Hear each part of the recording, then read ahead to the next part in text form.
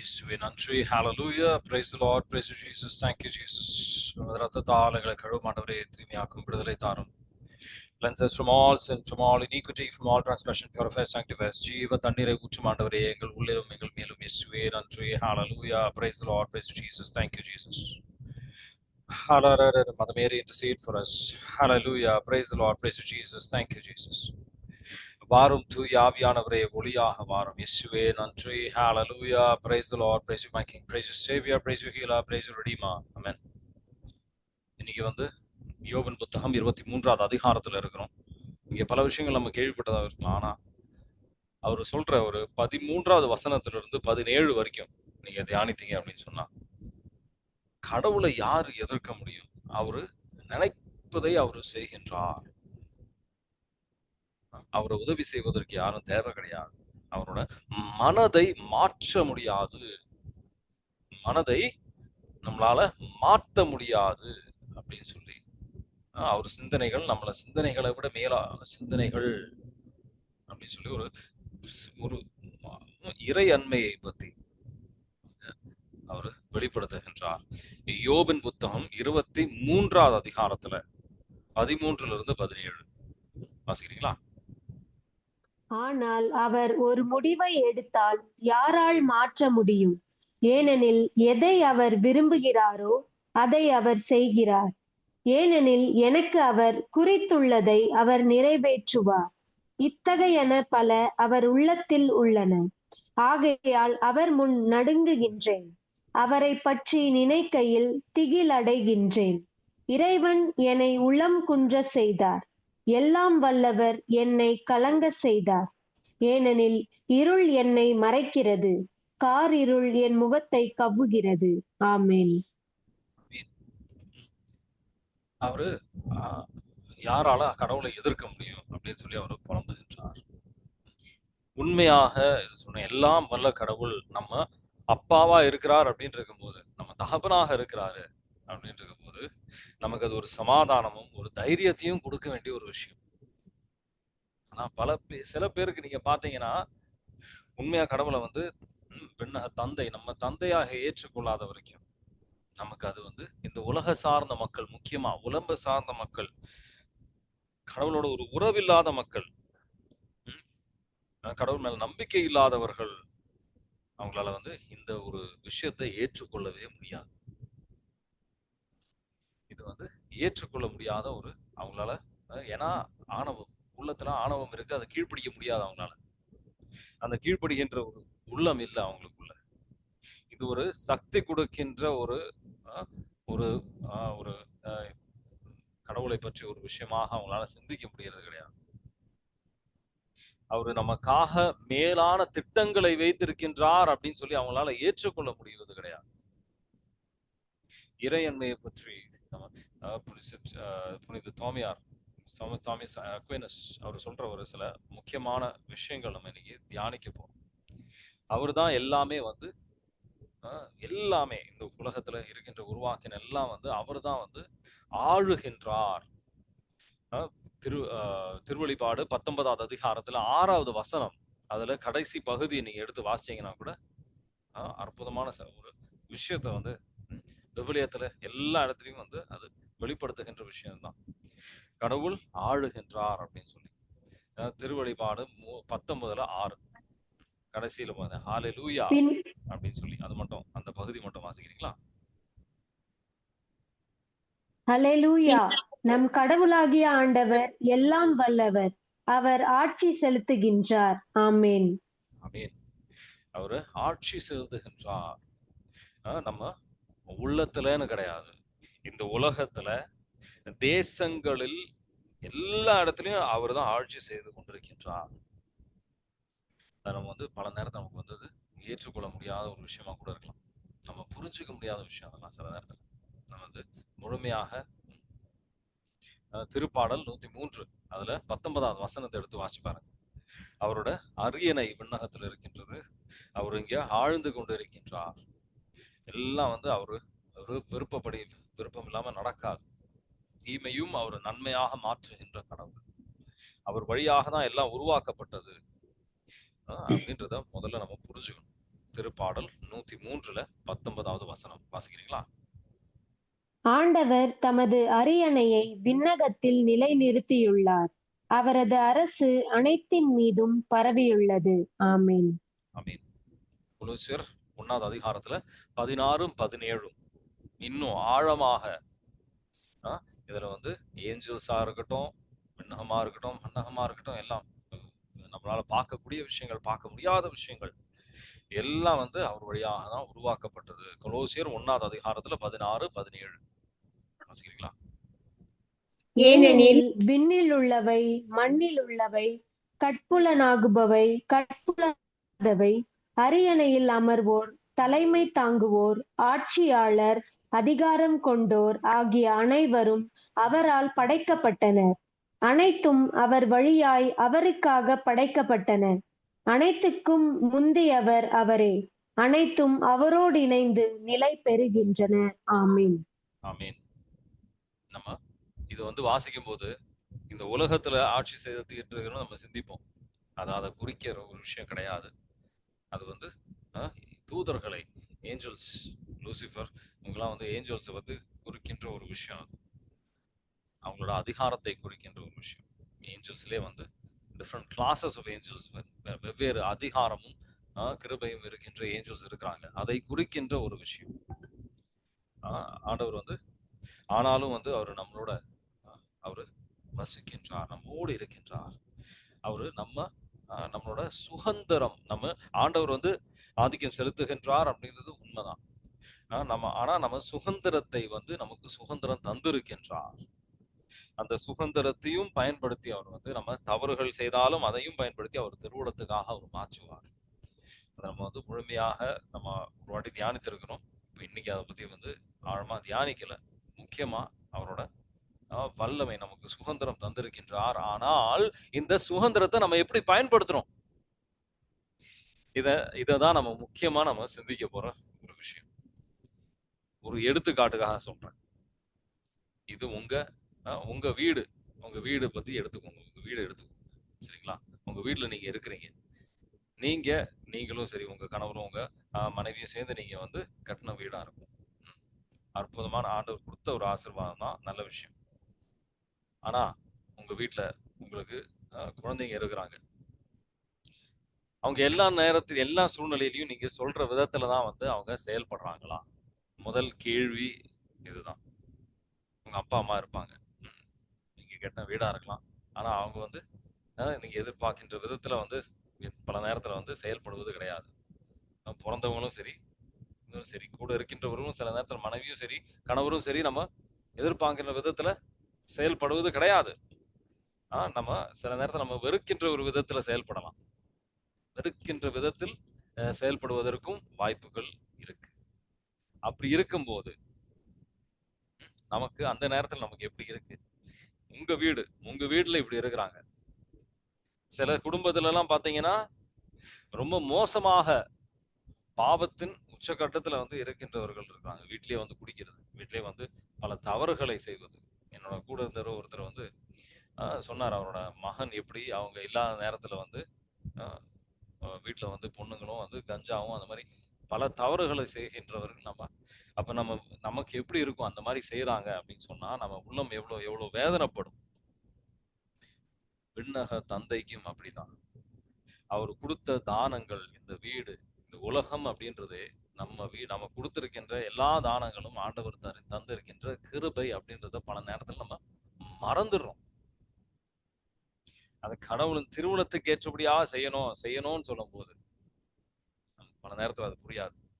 ஆனா நம்ம பிள்ளைகள், நமக்கு கூட பிறந்தவர்கள் நமக்கு ஏற்றபடியாக செயல்படலை, நம்ம வீட்டுல நம்மோடு இருக்கின்றவர்கள் நமக்கு ஏற்றபடியாக செயல்படாத போது நமக்கு அந்த வேதனை நமக்கு அப்பதான் ஏன்னா நம்ம விரும்பினதை நம்ம நடக்கணும்னு வந்து பல நேரத்துல நம்ம உள்ளத்துல ஆசைப்படுறோம். ஆசைகள் சரி கிடையாது, தவறுன்னு சொல்லு. ஆனா அது கடவுளுக்கு உரியதா? கடவுள் விரும்புகின்றாரா? நம்ம அவர் வீட்டுல இருக்கிறோம் அப்படின்ற உணர்வு நமக்குள்ள இருக்கின்றதா அப்படின்னு ஆண்டவர் கேட்கிறார். இன்னைக்கு முக்கியமா தியானிக்க வேண்டிய விஷயம் இதுதான். நமக்கு ஆண்டவர் சுதந்திரம் தந்திருக்கின்றார். நீதிமொழிகள் 16வது அதிகாரத்துல 9வது வசனத்தை எடுத்து வாசிப்பாரு. நீதிமொழிகள் 16:9. அவர் திட்டத்துக்கு ஏற்ப நம்ம செயல்படும் போது ஆண்டவர் நம்ம இது வந்து உறுதிப்படுத்துவார். வாசிக்கிறீங்களா? மனிதர் தம் வழியை வகுத்தமைக்கின்றார், ஆனால் அதில் அவரை வழிநடத்துபவரோ ஆண்டவர். ஆமென். எல்லாம் கடவுள் வந்து நன்மைக்காக மாற்றுவார். நம்ம சில நேரத்துல இப்ப நம்ம பல தவறுகளை நம்ம புரிஞ்சுக்கிட்டு நம்ம கடவுளுக்கு ஏற்றபடியாக செயல்படலைன்னு புரிஞ்சுக்கிட்டு நமக்கு பல வேதனையில கூட இருக்கலாம். ஐயோ, இவ்வளவு காலம் நான் வந்து தவறா செஞ்சிருக்கிறேனே அப்படின்னு பல வேதனைகள் நம்ம உள்ளத்துல இருக்கலாம்.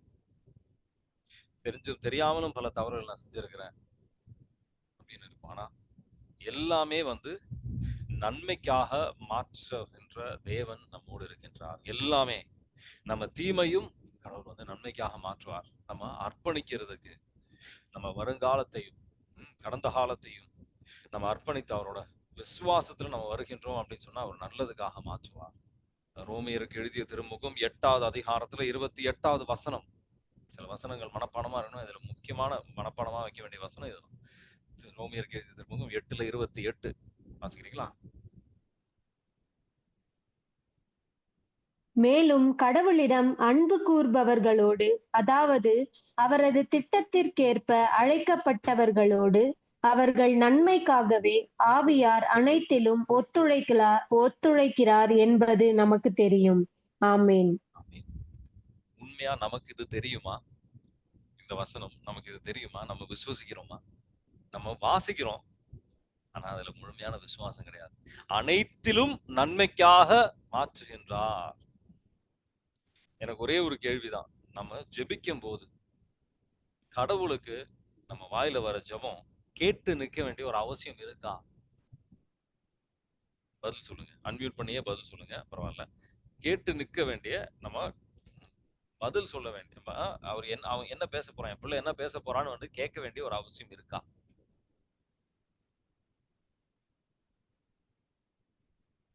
அவருக்கு நம்ம வசனத்துல போட்டிருக்கோம், நம்ம வாயில வர்றதுக்கு முன்னாடி அவருக்கு என்னன்னு தெரியும். அவரு சிந்தனையிலேயே அவரு புரிஞ்சுக்கிட்டாரு என்ன அப்படின்னு. அதுக்காக நம்ம ஜெபிக்க கூடாதுன்னு கிடையாது, அதுக்காக அவரை துதிக்க கூடாதுன்றது கிடையாது. நம்ம நன்மைக்காக மாற்றிக் கொண்டு இருக்கின்றார். நம்ம உள்ளம் மாறும் போது அது நடக்கும். அவருக்கு ஏற்றபடியாக நம்ம சிந்தனைக்கு வரும்போது யோபு புலம்புகின்றார். 23வது அதிகாரத்துல அவரு ஆழமான விசுவாசத்துல அவர் சொல்லல, அவர் ஆக்சுவலா புலம்புறாரு. அவர் வேதனையில இருந்ததுனால, வேதனையில இருந்து ஐயோ அடுத்து என்ன பிரச்சனை வருமோ, அடுத்து என்ன வேதனை வருமோ, அவரால் பெறக்கூடிய எல்லா வேதனையும் பெற்றுட்டார். ஆனா நமக்காக ஆண்டவர் என்ன சொல்றாரு? எரேமியா 29வது அதிகாரத்துல 11வது வசனம், அவருக்கு நமக்கு நல்ல திட்டத்தை வைத்திருக்கின்றார். எரேமியா 29:11 வாசிக்கிறீங்களா?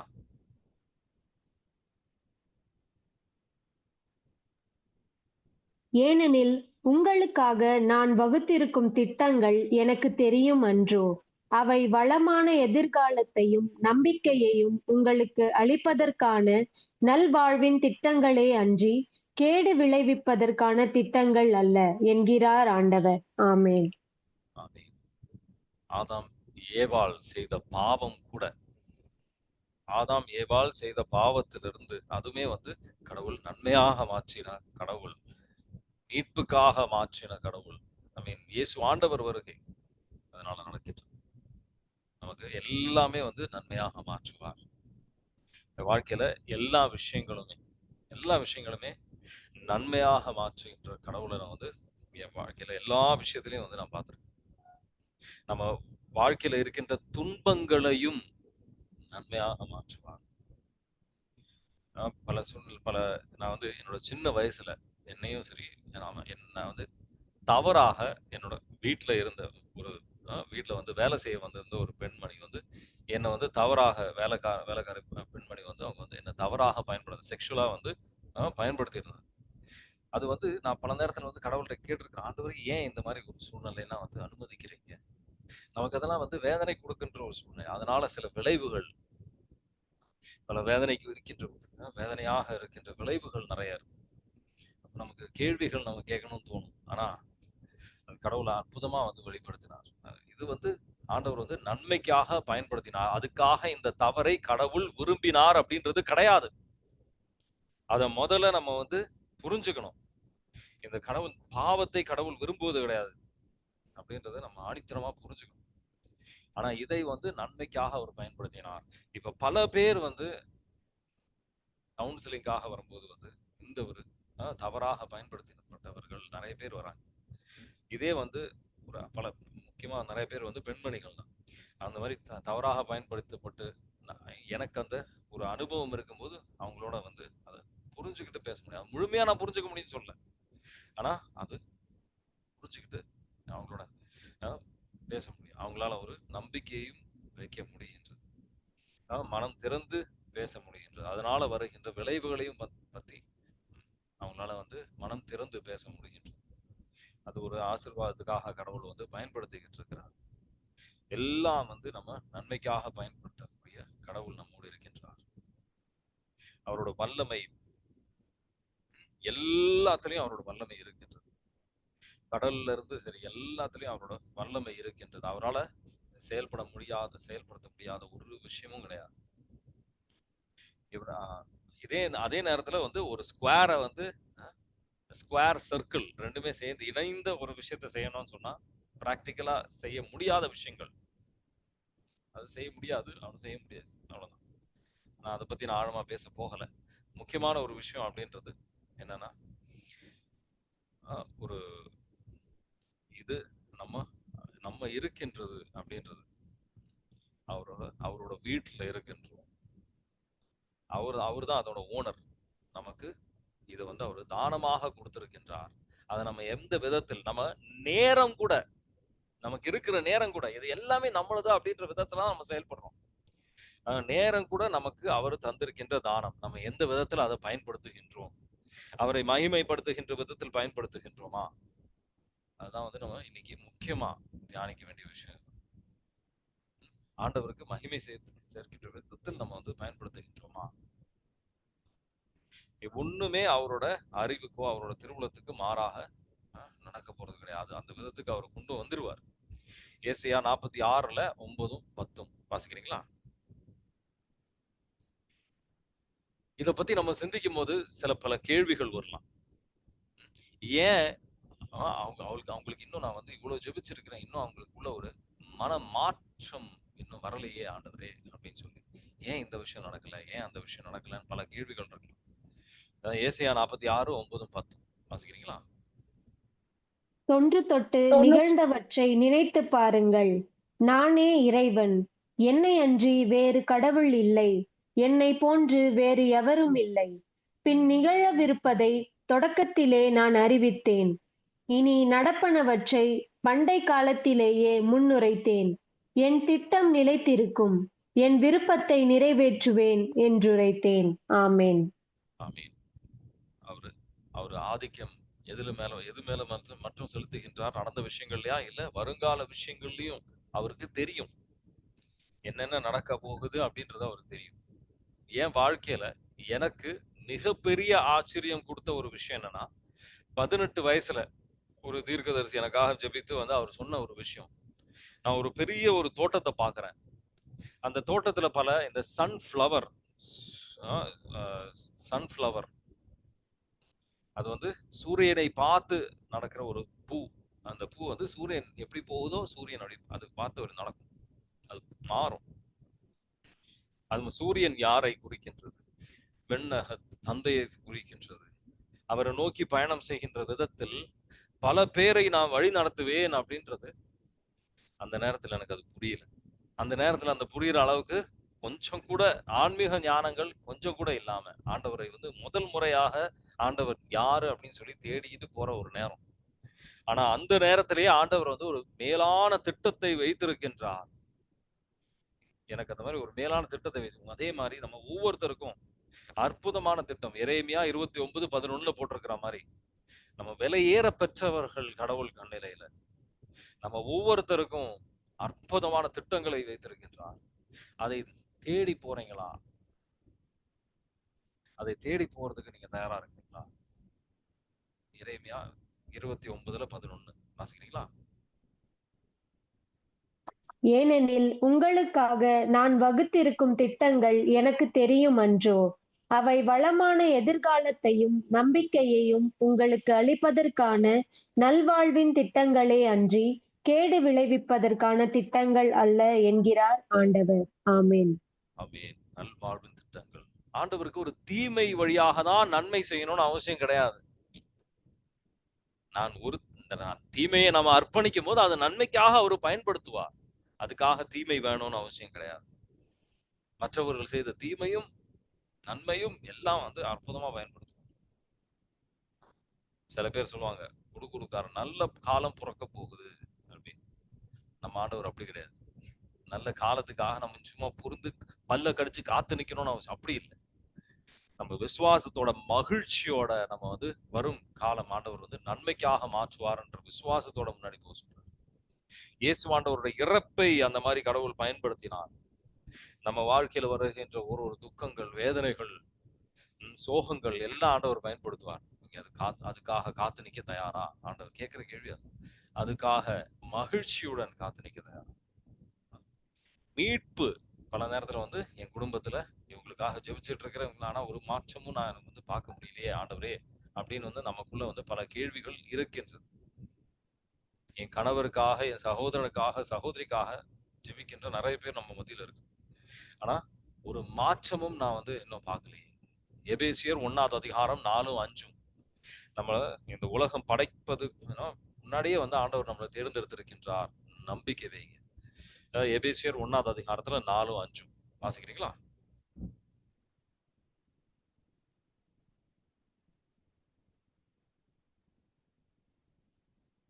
நாம் தூயோராகவும் மாசற்றோராகவும் தம் திருமுன் விளங்கும்படி உலகம் தோன்றுவதற்கு முன்பே கடவுள் நம்மை கிறிஸ்து வழியாக தேர்ந்தெடுத்தார். அவர் நம்மை இயேசு கிறிஸ்துவின் மூலம் பிள்ளைகளாக்கிக் கொள்ள அன்பினால் முன்குறித்து வைத்தார். இதுவே அவரது விருப்பம், இதுவே அவரது திருவுளம். இவ்வாறு தம் அன்பார்ந்த மகன் வழியாக நம்மீது ஒப்புயர்வற்ற அருளை பொழுந்தருளியதால் அவரது புகழை பாடுகிறோம். ஆமென். அதனால எல்லாம் நம்ம நன்மைக்காக செய்யணும். அவர் நம்ம பிறப்பதற்கு முன்னாடி, இந்த உலகம் படைப்பதற்கு முன்னாடி அவர் தேர்ந்தெடுத்திருக்கின்றார். அதை விசுவசிச்சு நம்ம அவர் பின்னாடி நம்ம சென்றோம் அப்படின்னு சொன்னா அவரு முழுமையா நன்மை வாய்ந்தவர். God is perfectly good. விசுவாசமானவர். யாக்கோபு 1:17 எடுத்து வாசிப்பார். அவரு நல்லது மட்டும்தான் செய்வார். அவர் பின்னாடி செல்லும் போது அவர் நம்ம ஒரு காலத்திலே அது வீணாக போகாது. வாசிக்கிறீங்களா?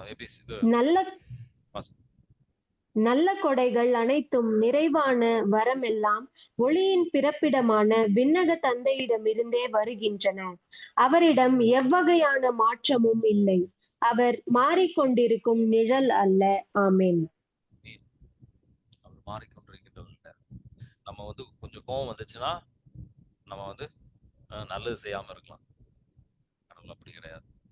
வீணா நம்மள மாதிரி வீணாலாம் கோவப்பட மாட்டார். அவரு நல்லதை எல்லா சூழ்நிலையிலும் நல்லதை செய்யணும், நம்ம ஆசிர்வதிக்கணும், நம்ம நல்ல வழிக்கு கொண்டு வரணும் சிந்திக்கின்ற கடவுள் அவர். நம்ம நல் வழியில வரணும் அப்படின்னு சொல்லி அதுக்காக காத்து வைப்பார். சில பேர் அவங்க ஜெபிப்பாங்க, இவங்க மாறணும், அவங்க மாறணும் அப்படின்னு சொல்லி ஜெபம் இருக்கும்.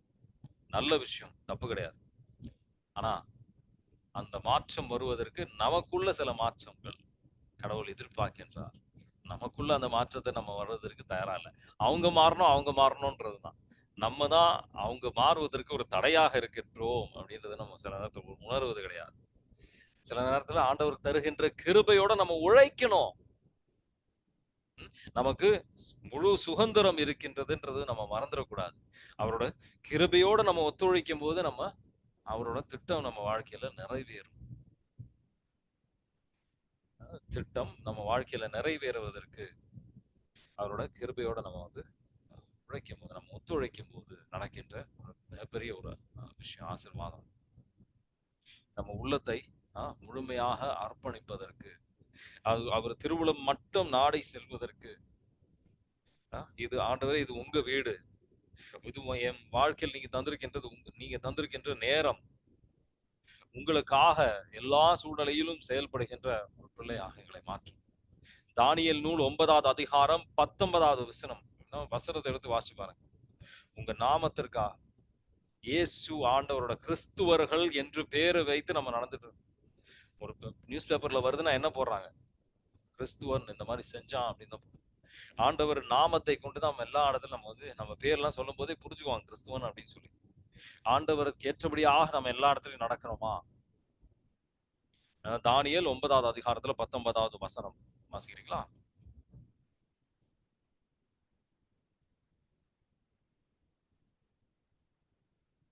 தானியேல் 9:19.